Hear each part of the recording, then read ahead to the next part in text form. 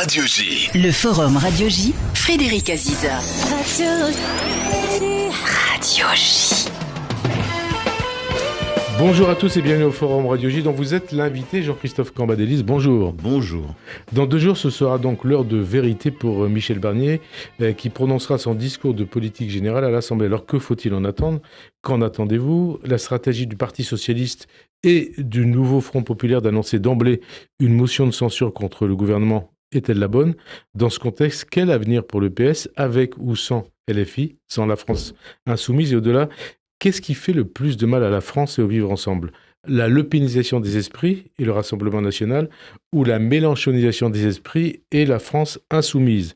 Mais pour commencer, Jean-Christophe Cambadélis, l'élimination par Israël du secrétaire général du Hezbollah, Hassan Nasrallah, qui, depuis le 8 octobre, lançait quotidiennement des missiles sur Israël.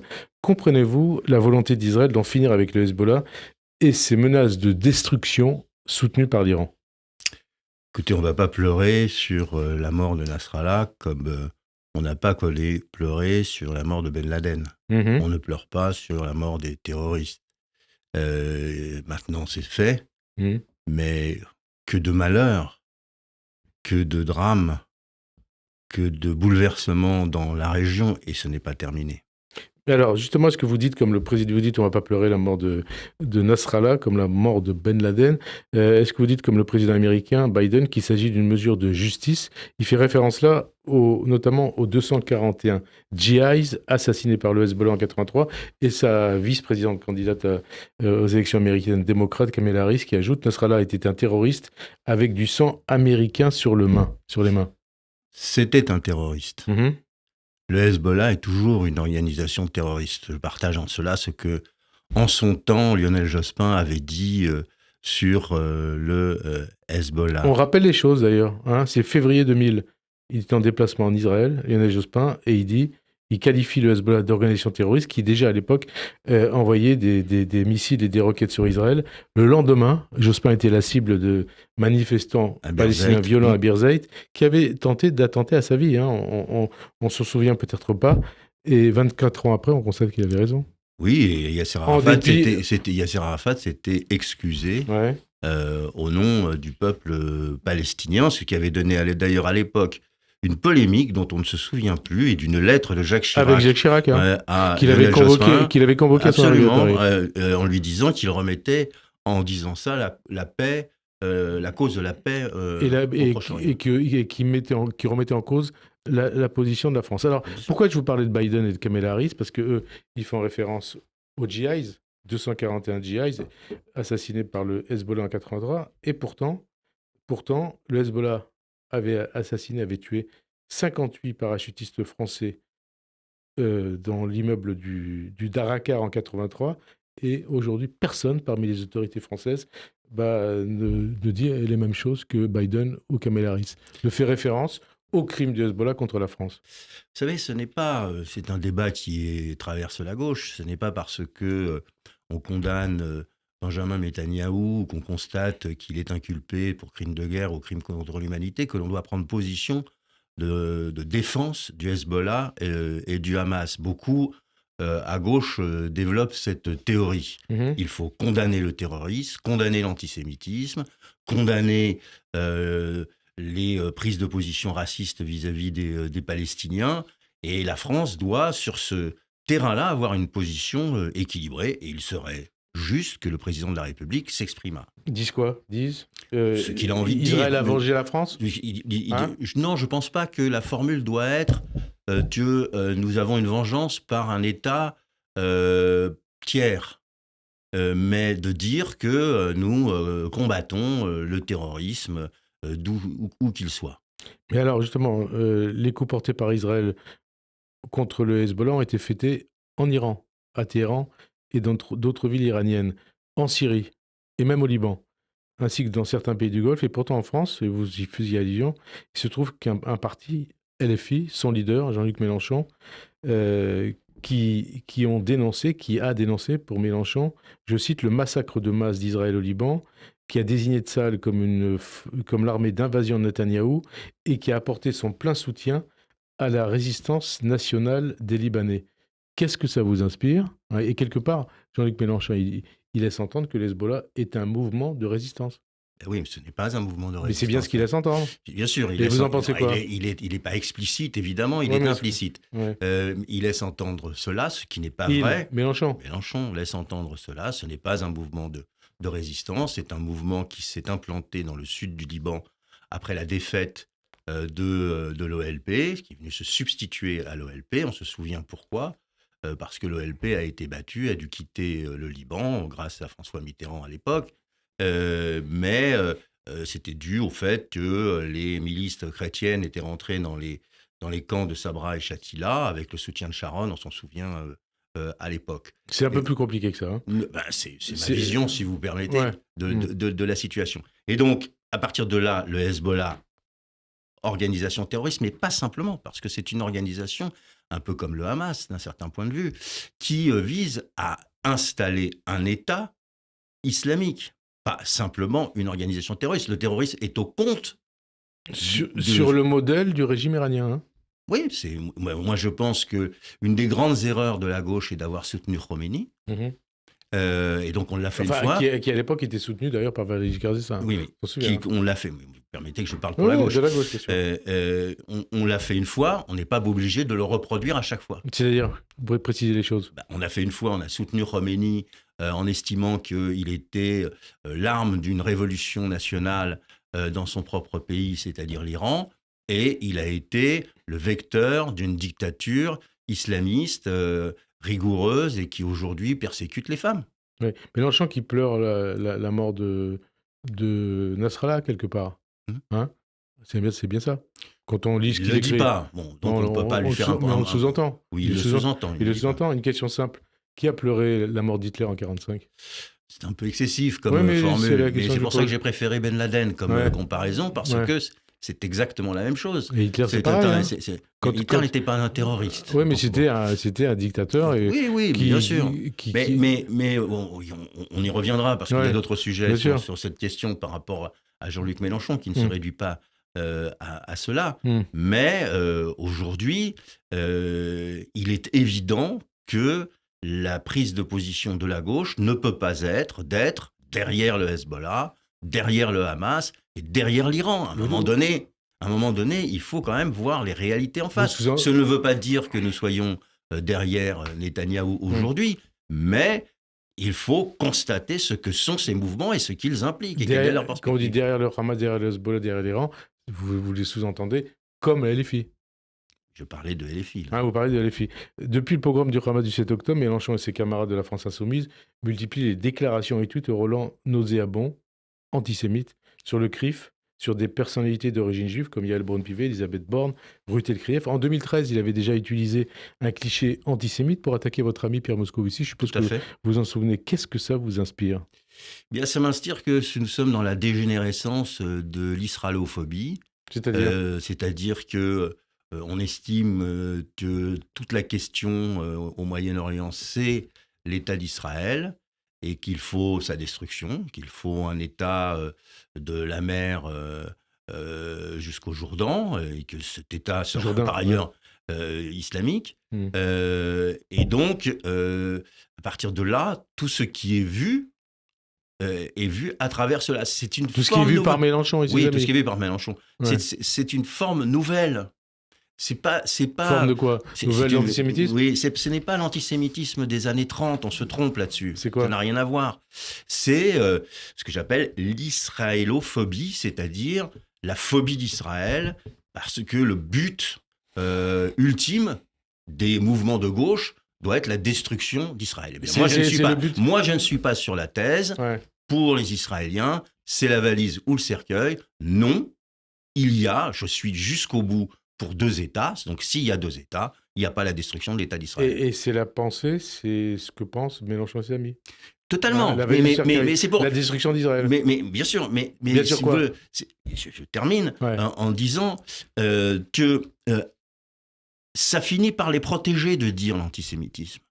Parce qu'ils savent très bien qu'ils ne sont pas sur les positions d'Hitler des années 30, comme vous l'avez indiqué, qui ne sont pas pour faire en France des pogroms, qui ne font pas des... C'est un climat à partir de là qui se constitue. Mais il faut être précis. Mais ça peut déboucher sur la même chose, c'est ça que je veux dire. C'est ce que je veux dire. Voilà. C'est-à-dire qu'en faisant ça, il crée un climat politique, il en est conscient.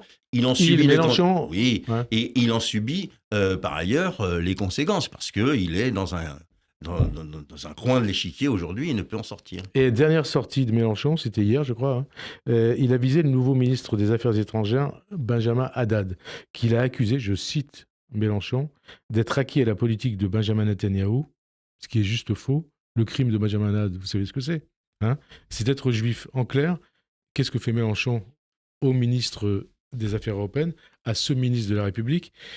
C'est le procès de la double allégeance version LFI. Est-ce que cela peut durer longtemps, encore longtemps, ces points de détail de Mélenchon et de ses camarades? Écoutez, qu'est-ce que vous pensez déjà de cette attaque contre Benjamin Haddad et puis sur ces points de détail? Elles n'ont pas lieu d'être, elles sont inqualifiables, dans le sens où on arraisonne un homme de droite, que je combats, avec qui je ne suis pas d'accord, à une appartenance qui est culturelle. C'est ce qu'il avait déjà fait pour Jérôme Guedj, qui est un homme de gauche, qui est votre camarade du Parti Socialiste. Il avait fait la même chose. Tout à fait.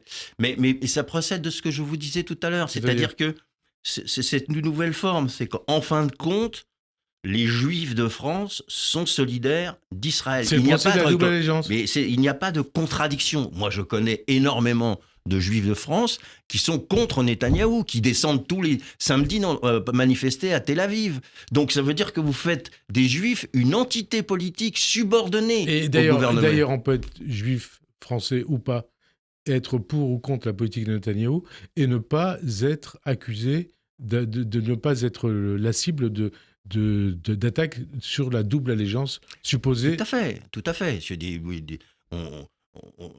On ne dit pas d'une personne, on n'arraisonne pas une personne à son appartenance culturelle ou de naissance. C'est du antisémitisme. Mais c'est valable pour tout. Oui, pour tout. Pour tout. Et concernant Benjamin Haddad, vous lui dites quoi à Benjamin Haddad? Je lui dis que je vais combattre sa politique, mais je ne l'accuserai sûrement pas d'être un agent de Netanyahou. Et qu'est-ce qu'on aurait dit si Marine Le Pen avait fait le même genre de déclaration? Son père le faisait, oui. Oui, justement, point de détail, c'est pour ça que je parlais de point de détail. Mais si elle faisait la même chose, est-ce qu'elle pourrait continuer à être une actrice de premier plan de la vie politique? C'est tout le problème de notre époque, c'est que nous sommes dans une époque de populisme et il faut choquer. Regardez, là, nous venons de passer 2 minutes sur Jean-Luc Mélenchon, et donc c'est du temps d'antenne, c'est du temps de publicité, etc. C'était les mêmes méthodes que Orban en Hongrie ou que Trump aux États-Unis. Précisez les choses. C'est-à-dire que je ne parle pas de la nature des personnages, je parle de la méthode pour exister dans le champ politique où il faut faire le bruit et la fureur, faire du buzz pour que tout tourne autour de vous. Quand vous écrivez un petit communiqué de cette importance sur Haddad, vous savez très bien que ça ne va pas passer. C'est même une déclaration publique. Voilà, que ça ne va pas passer inaperçu. Vous savez ce que vous faites. Bon, vous savez que vous allez faire les émissions de tout le matin. Et vous savez que vous réveillez tous vos fans et que ça débouche sur des attaques. Sur ce climat dont on parlait tout à l'heure. Un climat entre guillemets pourri. Oui, de toute façon, il est globalement pourri, le climat en France aujourd'hui. Globalement. Bon. Mais dedans, vous voyez, hier, il y a eu un rassemblement Abraham, etc. Mais bien sûr. Mais vous zappez une information. Ça passe au second plan. Voilà. Mais enfin, si je vous posais ces questions, c'est parce que c'est particulièrement grave. Et ici à Radio J, on est attentif à ce genre de déclaration.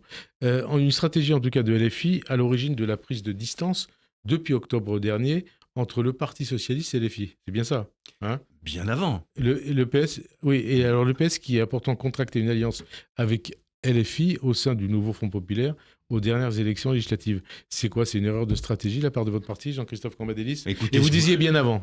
Oui, j'ai commencé à dire que c'était une erreur stratégique au moment où nous avons constitué la NUPES. Pourquoi? Parce que Jean-Luc Mélenchon n'est pas le Georges Marchais des temps modernes. C'est-à-dire ce n'est pas le dirigeant du Parti communiste. Jean-Luc Mélenchon... quand vous dites que ce n'est pas le Georges Marchais des temps modernes, c'est une critique positive globalement positive ou pas? C'est une constatation. Ouais. Parce que je vois pas comment dire, enfin, ce que vous pensez précisément de Georges Marchais. J'allais m'expliquer. Ah, voilà, d'accord. C'est une théorisation nouvelle dans le champ politique français, qui est le populisme de gauche. Le Parti communiste était ô combien critiquable, et en Russie à l'époque, il y avait évidemment de l'antisémitisme, mais il était implanté dans l'histoire de notre pays. Là, aujourd'hui, il s'agit de l'extérieur, d'imposer une politique, une stratégie, une idéologie qui est celle de la rupture, d'une révolution dite citoyenne, où le peuple aurait le pouvoir grâce à un homme qui serait son porte-voix. En l'occurrence, Jean-Luc Mélenchon. Un homme, un Duce? Un homme qui serait le porte-voix. Non, parce que il faut, je ne sais pas, mais il faut peut-être appliquer au moment présent ce qui est présent. Je m'explique. C'est ne pas faire de référence avec ce qui s'est passé. Oui, parce que c'était le débat que j'avais il y a quelques années avec l'extrême gauche sur Jean-Marie Le Pen. Et vous venez de l'extrême gauche, hein? Oui, je disais à l'époque que N comme nazi, F comme fascisme, qui était le thème de l'extrême gauche, ça ne pouvait rien dire. C'était une nouvelle formulation nationale populiste qui faisait de la xénophobie un élément de sa politique. Donc c'était quelque chose de nouveau, on ne pouvait pas le combattre comme si c'était la résurgence, même s'il y avait des références au fascisme des années 30. Eh bien là, c'est pareil. Ce n'est pas le Parti communiste, ce n'est pas non plus des positions que l'on a connues à l'extrême droite, c'est quelque chose de nouveau qu'il faut traiter en tant que tel, qui est le populisme de gauche, qui utilise tous les éléments possibles pour créer la discorde, le buzz, le combat entre les Français. C'est-à-dire que LFI, c'est le parti du désordre? Un parti séditieux? Séditieux, je ne dirais pas ça, mais sûrement le parti du désordre. Le parti du désordre. Et alors, quand on vous entend parler, depuis le début de l'émission d'ailleurs, on se dit que Manuel Valls avait raison quand il parlait de deux gauches irréconciliables. Mais il ne parlait pas de Mélenchon. Il parlait de Clémentine Autain. On se trompe là aussi. Il ne parlait pas de Mélenchon, puisque à l'époque, il n'avait pas encore terminé son mouvement, Jean-Luc Mélenchon. Il était considéré comme un homme de gauche, même si, je l'avais souligné, il n'avait pas appelé à voter pour François Hollande. 2012. Et je crois que l'on fait une erreur en confondant les électeurs de LFI, qui ne sont pas sur les thèses de Jean-Luc Mélenchon, mais qu'ils reconnaissent à Jean-Luc Mélenchon sa capacité à faire parler de ce camp de la gauche radicale. Ou éventuellement à être élu président de la République. Hein. Mais il ne le sera. Je l'ai dit bien avant l'élection de François Hollande. Non, il ne serait jamais élu président. Mais le sujet pour lui n'est pas là, n'est pas d'être élu.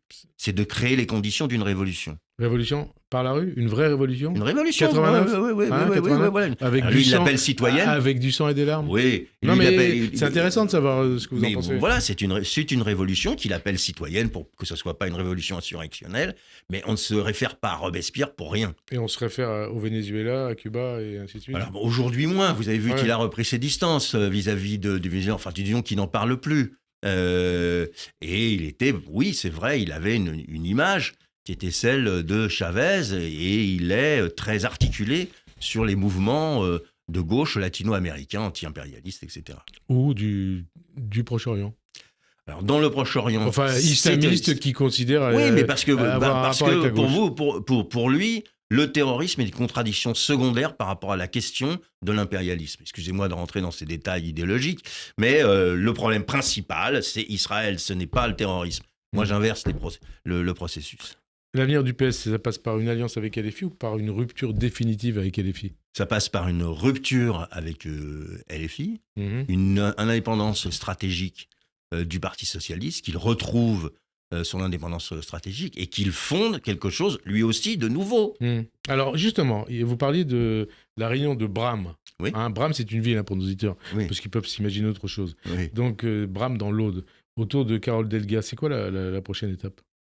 La prochaine étape, celle que j'espère, c'est tout à la fois la coordination, l'unification des forces à l'intérieur du Parti socialiste qui sont hostiles à l'orientation d'Olivier Faure, de subordination à Jean-Luc Mélenchon. Ah, vous dites toujours, Olivier Faure, il est subordonné à Jean-Luc Mélenchon. Il est soumis aux insoumis, c'est ça? Oui, c'est la formule. Hein? Mais moi, je dis, on est subordonné. C'est-à-dire que, pour nos auditeurs, ils le comprendront, quand vous présentez à l'Assemblée nationale une résolution disant que vous êtes contre la mise en accusation du président de la République, mais que vous allez Pour tout faire destitution. pour destitution, et que vous allez quand même tout faire pour que cette question soit mise à l'ordre du jour, vous voyez la duplicité. C'est-à-dire, duplicité, on marche sur la tête. Il marche sur la tête, il est fort. Mais oui, c'est une duplicité. Cela veut dire, nous ne voulons pas choquer Jean-Luc Mélenchon, nous ne voulons pas le mettre en colère, nous ne voulons pas remettre en cause ce qu'il dit, mais nous faisons en sorte quand même de ne pas aller sur ces terrains qui ne sont pas les nôtres. Donc, ça doit suffire. Qu'est-ce qui doit suffire? Préciser les choses. Mais ce qui doit suffire, je l'ai dit dans mon propos précédent, cette subordination à Jean-Luc Mélenchon. Donc, aujourd'hui, dans le Parti socialiste, une majorité des socialistes, excusez-moi, c'est une formule, mais c'est comme ça qu'ils le pensent, sont pour l'autonomie stratégique du Parti socialiste. Ce qui est arrivé avec la candidature, enfin la liste de Raphaël Glucksmann aux élections européennes. C'est un allié pour vous, Glucksmann? Oui, bien sûr. Ouais. Ça nous a pas... ça a été plutôt positif. Bon. Donc, oui, il faut l'autonomie stratégique. Oui, il faut que maintenant, tous ceux qui se réclament de la social-démocratie, puisque social-démocratie il y a, et c'est déjà une avancée dans la pensée politique de la gauche de gouvernement, tous ceux qui se réclament de la social-démocratie se regroupent, soit pour gagner le prochain congrès du Parti socialiste, soit pour faire une confédération des sociaux-démocrates. Ça veut dire que vous parliez du vote au bureau de l'Assemblée nationale en faveur de la recevabilité de la motion de destitution du président Macron. Oui. Hein? Est-ce qu'en ce qui concerne le PS, il faut destituer Olivier Faure? Vous avez le sens des formules, mais je ne le dirai pas ça comme ça. Il faut gagner un congrès. Gagner un congrès? Alors, gagner un congrès, justement, une question qui se pose.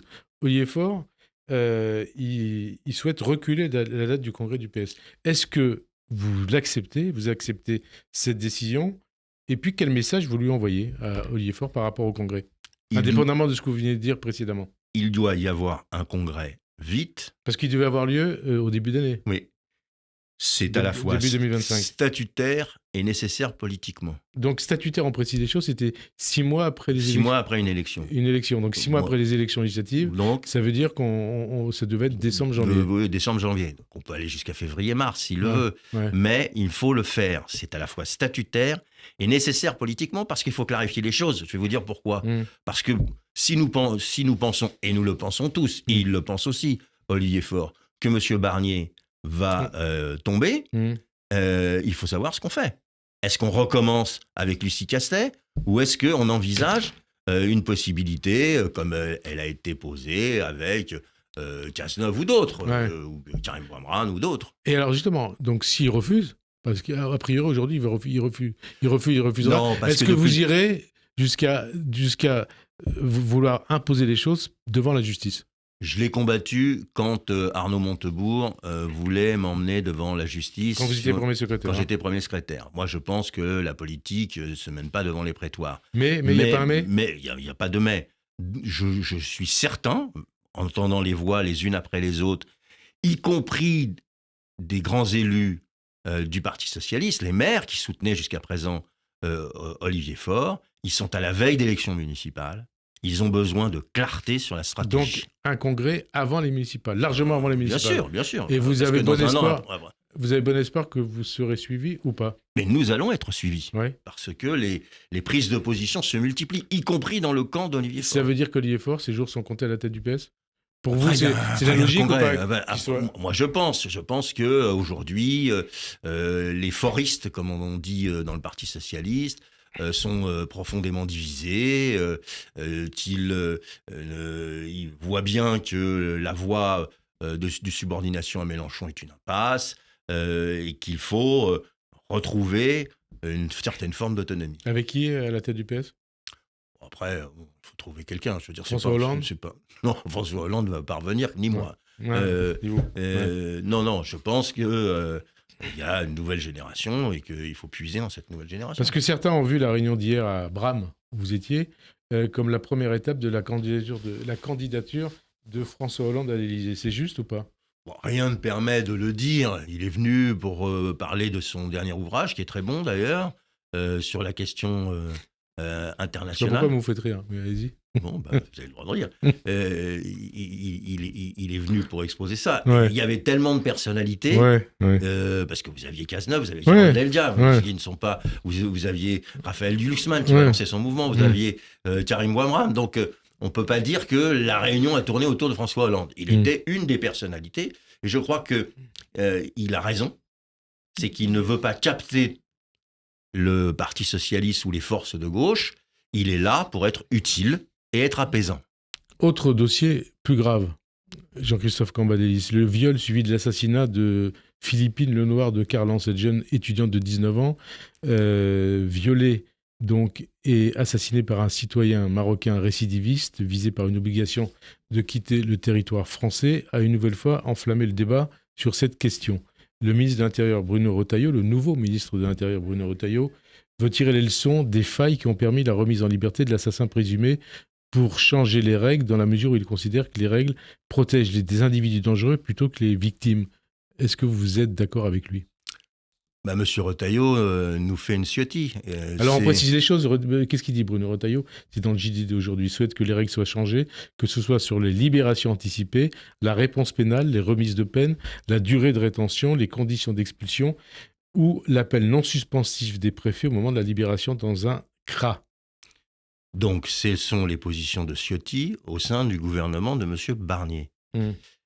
C'est un problème en soi, c'est-à-dire que c'est pas en multipliant ce type de propositions qui ont été retoquées par le Conseil constitutionnel que l'on fait avancer. Pour des questions de forme. Des questions de forme, mais retoquées quand même. Bon. On ne fait pas, dans ce gouvernement, le match retour de la loi sur l'immigration. Donc il ne faut rien changer là-dessus ? Je ne pense pas que ce soit le sujet du moment. Même si le drame dont on parle est un drame qui est avant tout un féminicide et un viol. Il y a d'autres viols qui sont en procès aujourd'hui. On n'arraisonne pas les gens à d'où ils viennent et à leur nature. Encore une fois, on n'a pas un double débat quand il s'agit de l'antisémitisme ou quand il s'agit d'autres personnes. On n'arraisonne pas les gens à leur passé. On les juge pour ce qu'ils font. Et ce qu'il a fait, c'est un féminicide et un viol. Et donc, je reviens à la question. L'idée de M. Retailleau est de transformer le ministère de l'Intérieur en showroom pour la droite et montrer à l'électorat... C'est-à-dire et montrer à l'électorat du Rassemblement national que la droite pourrait faire mieux que Marine Le Pen. Donc, nous sommes en pleine, là, pour reprendre vos propos introductifs, l'eupénisation, non pas des esprits, mais du gouvernement. L'eupénisation des gouvernements. Et celui qui est à l'origine de ça, c'est pour vous Bruno Retailleau. Oui, vous avez deux éléments. Il conduit à la l'eupénisation du gouvernement. Mais bien sûr, vous avez deux signes qui ne trompent pas, ce que dit Retailleau matin, midi et soir. Bon, il peu lui importe que ce soit adopté. L'essentiel, c'est de pouvoir en parler. C'est pour ça que je vais parler du showroom. Et deuxièmement, le coup de téléphone de M. Barnier à Madame Marine Le Pen, parce qu'un ministre avait dit qu'il fermerait sa porte au Rassemblement national, cela... Je disais que le Rassemblement national ne faisait pas partie, Antoine Armand, le ministre des Finances, ne faisait pas partie de l'arc républicain. Absolument. Donc, on est venu s'excuser auprès de... Donc, aujourd'hui, paradoxe et grand retournement, Marine Le Pen, qui avait été mise au banc de la République, se retrouve au cœur de la République. Au cœur de la République. On poursuit sur cette histoire cette affaire de viol et d'assassinat de la jeune Philippine. Plutôt que de penser lutte contre la violence sexuelle et sexiste et prévention de la récidive, le débat public bascule dans la vendetta et la surenchère xénophobe. C'est le syndicat de la magistrature qui parle ainsi. Vous partagez cette analyse ou pas ? Je dirais que c'est mal exprimé, mais je comprends ce qui veut être dit. C'est-à-dire que, c'est ce que je vous disais tout à l'heure, il y a d'abord et avant tout un viol, puis un assassinat. Bon. Mais il n'y a pas de problème en ce qui concerne les par autres ailleurs, ETF. par ailleurs, on peut le traiter. Ouais. Mais vous voyez bien que on veut, dans cette affaire, on instrumentalise le passé de ce personnage peu recommandable, mais on ne le fait pas dans d'autres affaires. Mhm.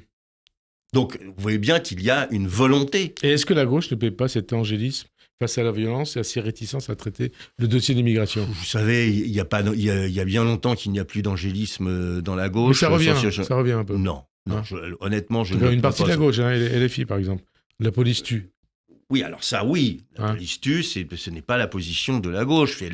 La gauche a depuis très longtemps, le colloque de Villepinte entre Lionel Jospin et Jean-Pierre Chevènement fait sa mutation, ne serait-ce que parce que c'est une formation qui a énormément de maires de petites et de grandes villes et qu'ils sont confrontés à des problèmes de sécurité. Dans 2 jours, Jean-Christophe Cambadélis, Michel Barnier va prononcer son discours de politique générale à l'Assemblée. La stratégie du PS, qui avec le NFP a décidé de déposer une motion de censure et d'annoncer son dépôt avant même d'avoir entendu le discours du Premier ministre, est-ce qu'elle est justifiée? Est-ce que c'est la bonne stratégie? Non. Pourquoi? C'est encore une fois une stratégie.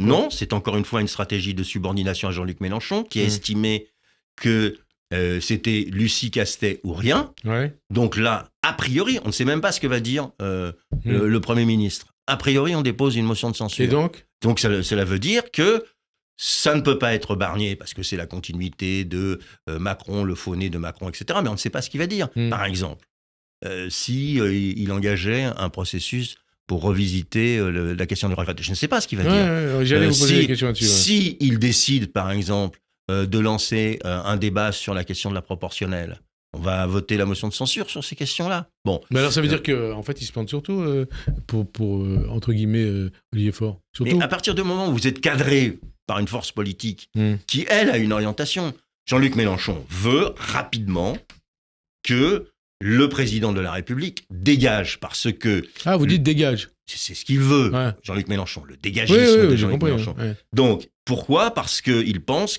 que la situation... Il a tort par ailleurs, mais enfin bon, c'est comme ça. Et il pense que la situation lui est favorable pour être candidat à l'élection présidentielle. Et que dans 2 ans... Eh bien, peut-être que les socialistes auront changé de direction, peut-être qu'il y aura une personnalité qui va s'imposer, donc il faut le faire tout de suite. C'est-à-dire, il met de l'huile sur le feu, sciemment. Hein. Et bien sûr, parce qu'il estime, il faut dire que le président de la République, en ce domaine, l'aide bien aussi par ce qu'il fait, ce qu'il dit et ce qu'il propose, la dissolution en étant un exemple. Il dit, il faut créer les conditions pour que le président de la République s'en aille. C'est à la fois les manifestations, c'est à la fois... la motion présentée au Parlement pour la destitution du président de la République, et c'est la grande attente de ce que va faire le Rassemblement national. Alors, Michel Barnier, il a débuté son mandat de Premier ministre en disant qu'il n'était pas là pour faire de l'esbrouf. Alors, ne pas faire de l'esbrouf, dire la vérité, comme le souhaite le Premier ministre, est-ce que c'est d'annoncer aux Français qu'ils ont mangé leur pain blanc et qu'ils vont devoir subir une politique de rigueur ? Mais oui, mais c'est toute la contradiction de ce gouvernement. Si vous voulez faire une politique de rigueur, d'austérité... mais la question, est-ce qu'il faut la faire ? Oui, bien sûr qu'il faut la faire. Hein ? Oui, mais pour ça, il faut l'union nationale. Ouais. Vous ne pouvez pas aborder cela avec une minorité présidentielle au Parlement et un ersatz des Républicains. C'est-à-dire qu'il est condamné à ne rien faire, Michel Barnier ? Mais il va faire... Tout ce qu'il va faire, c'est son discours de politique générale. Ça va être un beau discours. Ah, vous croyez que ça va être un beau discours ? Oui, il va essayer d'équilibrer. Il a de l'expérience. Ouais. Il sait faire. Ce n'est pas un jeune qui vient de s'imposer. Donc, il va faire un beau discours, essayer de fermer tous les angles d'attaque. Et puis après, rien. Après, c'est le 49-3 pour toute la politique budgétaire. Et il est confronté à la nécessité de faire 20 milliards d'économies. Et il n'a pas le rapport de force pour le faire. 20 ou 30 milliards, on dit. 20 ou 30 milliards, sur 5 ans, c'est 100 milliards. 100 milliards jusqu'à 2028, c'est à peu près 30 milliards. Il n'est pas question de ramener le déficit, en tout cas à 3% en 2027. Au mieux, ce sera pour 2029. Donc justement, le Trésor évoque 30 milliards à trouver dès l'an prochain, 100 milliards d'ici à 2028. Michel Barnier va donc demander un effort, il dit exceptionnel, à ceux qui peuvent contribuer. Et il affirme aussi qu'il protégerait de toute augmentation fiscale ceux qui sont sur le terrain, qui travaillent et qui produisent. Est-ce que ça vous convient, Jean-Christophe Cambadélis ? Est-ce que vous dites banco ? Et c'est-à-dire que pour vous, des augmentations d'impôts sont inévitables. Et puis surtout, lesquelles? D'abord, c'est des têtes de chapitre. On Ouais. va savoir ce qu'il y a derrière. Ouais. Mais Pour l'instant, il n'y a rien. on va En un gros, peu. Mais alors, à partir de là, je vous qu'est-ce que réponds. vous souhaitez? Je vous réponds. Il est entièrement faux de dire que ça ne touchera pas les couches moyennes. Mhm. Sur l'impôt direct, vraisemblablement. Mais sur les impôts indirects, La TVA? le TVA ou autre, sûrement. Pour une raison simple, c'est que vous ne trouvez pas 20 à 30 milliards sous le pied d'un cheval. Et donc, on dit on endort les Français en disant bon, on va faire payer les plus riches, même pas les riches, les plus riches, et cela va nous permettre de combler nos déficits. Mais enfin, on se moque du monde. On sait très bien que on va demander à Bruxelles un peu de temps et on va essayer de lisser l'effort. Mais que cet effort-là touchera tout le monde. Et alors, mais justement, est-ce que vous souhaitez qu'on touche à la TVA, aux impôts directs ou indirects, à l'impôt sur les sociétés ou à l'impôt sur le revenu et ou l'impôt sur le revenu? Tout, dans le sens où c'est une politique d'équilibre. Mais pour que cette politique d'équilibre soit menée, il faut que cela fasse consensus dans l'ensemble de la classe parlementaire. Or, ce n'est pas le cas. Aujourd'hui, il n'y a pas de consensus. Quand vous voyez, par exemple, que M. Attal, qui est le pilier de ce gouvernement, sinon c'est un petit groupe parlementaire de Wauquiez qui... 47 députés. Hein. Voilà, qui a réussi une OPA inimaginable. Vous dites, a réussi le casse du siècle? Ouais, on pourrait dire ça. Pas du siècle, parce qu'il y en a eu d'autres, mais a réussi un beau casse. Bon, ils sont aujourd'hui en responsabilité. Mais M. Attal attaque M. Barnier en disant qu'il faut un certain nombre de... Il émet en tout cas des réserves. Oui, bien sûr. Mais c'est paradoxal d'ailleurs, parce que c'est lui qui a travaillé sur le budget et sur qu'il les a passé plafond, à M. Barnier et sur le plafond des recettes et des dépenses. Et aujourd'hui, il dit qu'il sera très attentif sur le budget. Ça, c'est un tour de passe-passe. Mais ça montre la faiblesse politique du gouvernement. Si vous étiez encore député, qu'est-ce qui ferait que vous ne voteriez pas la motion de censure? J'aurais défendu la thèse suivante. C'était qu'avant de savoir ce que nous ferions, j'aurais proposé 5-10 mesures au Parlement pour faire face à nos déficits budgétaires. Donner 2-3 mesures, par exemple. On verra, je ne vais pas vous les donner maintenant. Laissez-moi de... Non, mais vous n'êtes pas député, donc vous pouvez parler. Non. Non, mais par exemple, l'ISF, est-ce qu'il faut rétablir l'ISF? Oui, mais c'est pas ça qui fait... La flat tax. Même si c'est pas forcément des milliards qu'on... Oui, voilà, ça. Donc ça, c'est des problèmes psychologiques. C'est des symboles. C'est des symboles. C'est pas ça l'élément central. On pourrait, par exemple, évoquer la taxe d'habitation. C'est-à-dire aujourd'hui, la taxe d'habitation qui a été retirée aux collectivités locales. Il faudrait la réintroduire. C'est l'État qui paye, c'est 9 milliards. Réintroduire la taxe d'habitation. Bien sûr. Donc, c'est l'État qui abonde les collectivités locales en réduisant leur marge de manœuvre par ailleurs. Et donc, les impôts des Français vont financer les collectivités locales sous cette forme. Et donc, c'est un manque à gagner pour l'État. Donc, on pourrait, par exemple, retravailler là-dessus. Ça redonnerait du pouvoir et ça donnerait une certaine dimension de ce gouvernement. La taxe d'habitation a été supprimée, la taxe foncière a été augmentée, notamment à Paris, qui a augmenté de, je sais pas, bien 100% pratiquement. Mais je ne suis pas propriétaire à Paris. Non plus. Donc, même si je constate que les loyers augmentent très fortement et que ça devient de plus en plus difficile. C'est un très sujet. Et encore, à Paris, c'est encadré. Non, pas sur le sujet. Donc il y a toute une série de choses. Les privilégiés, est-ce qu'ils doivent faire un effort? Et surtout, lequel et sous quelle forme? Mais les privilégiés doivent faire un effort. Et à partir de quel moment on est privilégié? C'est François Hollande qui avait dit 4 000 euros, on est riche. Oui, on est riche avec 4 000 euros. Aujourd'hui, dans la France donc actuelle, il faut taxer les... Quand vous avez plus de 19 millions de gens qui sont en situation difficile, dont 10 millions de précaires, évidemment que 4 000 euros, c'est des riches. Ça veut dire qu'à partir de 4 000 euros, il faut taxer les gens. Plus. Si c'est un effort de tous. Il ne faut pas faire croire que ce sera un effort simplement des super riches. Donc ce sera un effort de tous. Et le Parti Socialiste devrait accepter ça? Mais le Parti Socialiste devrait dire quelle est sa solution. Pour l'instant, je tends l'oreille et je ne vois rien. Il y a les recettes, il y a les dépenses. Quelles sont les dépenses inefficaces? Et pour vous, ça peut représenter une somme importante ou pas? Des milliards et des milliards? Inefficace, tout le monde parle de ça. Mais depuis des années. Voilà, c'est ce que j'allais dire. J'ai entendu ce discours quand j'étais parlementaire pendant 25 ans. Y compris sur Lionel Jospin. Oui, y compris sur le Jospin. Dominique Strauss-Kahn le disait, Martine Aubry le disait. Tout le monde le dit, tout le monde le disait. Pierre Moscovici l'a dit. Mais je n'ai jamais. Non, il encore mieux. Pierre Moscovici continue à le dire, mais il dit qu'il faut être intelligent. Très bien, je ne doute pas que tous mes petits camarades sont intelligents, mais je n'ai jamais entendu la moindre mesure ou le moindre catalogue disant ce qu'il fallait faire. Donc, très bien, faisons un audit, créons une commission qui travaille là-dessus. Ah, sur les dépenses. Sur les dépenses. Mais pour l'instant, personne ne l'a dit. Mais pourquoi ? Parce que ça veut dire très 3, rapidement, 4, 5, 6 mois. Vous voyez bien comment ça se passe. Tout le monde dit il faut faire ça, bien, mais tout le monde dit a raison, à mon avis. Il ne faut pas toucher aux hôpitaux. Au contraire, il faudrait augmenter parce qu'ils sont dans un état. Faut toucher à l'éducation, faut pas toucher à la police. On ne va pas discuter de l'armée aujourd'hui. De la loi de programmation militaire. Donc on touche à rien. Et voilà. Donc s'il faut être intelligent, soyons intelligents. Et il faut le faire ensemble. Soyons intelligents, justement, Jean-Christophe Cambadélis. Dans ce contexte, il est dur, ce contexte, il est compliqué. Est-ce qu'on peut abroger la réforme des retraites ? Parce que ça coûte cher. Mais le problème, ce n'est pas d'abroger la réforme des retraites. On peut toujours le faire, mais c'est pour faire quoi ? Si c'est pour revenir à 60 ans. Mais si c'est pour repartir à 60 ans, c'est non. Déjà retraité. C'est non, depuis un moment que je le suis. Mais nous, on avait fait un effort, la gauche. La loi Touraine. À la loi Touraine, 62 ans. Ouais. Alors que nous étions sur la thèse 60 ans. On avait fait un effort. Mais là, le PS, il veut retourner à 60 ans. Mais maintenant, ils veulent retourner à 60 ans. C'est ce qu'on a compris, en tout cas. Non, il accepte une fois de plus que Mélenchon avait mis... La soumission a mis en avant. Ouais. Donc, est-ce qu'il faut retourner à 62 ans ? Mais j'observe que ni Marine Le Pen, ni Jean-Luc Mélenchon ne sont pour cette solution. Ils sont pour le retour à 60 ans. Ouais. Mais 60 ans, aujourd'hui...